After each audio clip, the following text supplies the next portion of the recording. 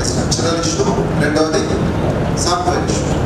అయితే structural software రెండు కలిపి కూడా ఉండవచ్చు కదా, ఉండొచ్చు ఉండదు, కలిపి కూడా ఉండొచ్చు. కాబట్టి మీకు జరిగే ట్రీట్మెంటు అయితే స్ట్రక్చర్ మీద జరిగి ఉండొచ్చు.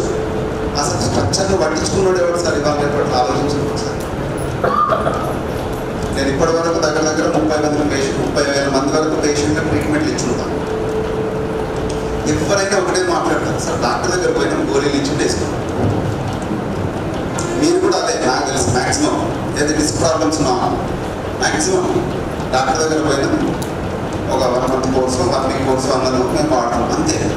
లేదా ఫిజియోథెరపీ అన్నాడు, ఫిజియోథెరపీ 2 months 3 months అన్నారు సార్. మాకు అంత టైం లేదు, 2 రోజులు తీసుకున్నాం. ఏమున్నది వాళ్ళు ఏం చేసినా ఒక వారం అప్పుడన్నా రిలీఫ్ ఉంటుంది అంతే. నాకు ఏదో చేసుకోవాలి, ఎక్సర్సైజ్ చెప్పిండు ఏదో ఇంటి దగ్గర చేసుకున్నాం. చాలా మంది ఎక్సర్సైజ్ చేసుకున్న వాళ్ళు కూడా ఉన్నారు. అంటే 100లో 1% కూడా వీళ్ళ ప్రాబ్లం మీద వీళ్ళు కాన్సన్ట్రేషన్ చేయాలి. బట్ కాన్సన్ట్రేషన్ ఎవరి మీద చేస్తారంటే థెరపిస్ట్ల మీద చేస్తారు.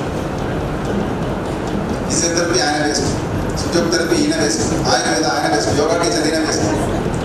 అర్థమైందా? ఇది పేషెంట్ అందరు వేస్తే ఈయన మాత్రం నెంబర్ 1. క్లియర్? ఇప్పుడు మరి ఎట్లా చేద్దాం?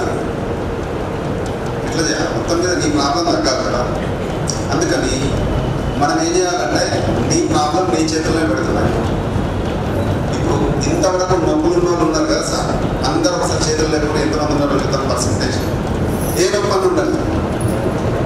రైట్, మ్యాక్సిమం రైట్, అంత మన బ్యాచ్. క్లియర్? ఇప్పుడు మీకు 2 మెథడ్లు చెప్తాను. ఒకటి డైరెక్ట్ మెథడ్, రెండవది ఇండైరెక్ట్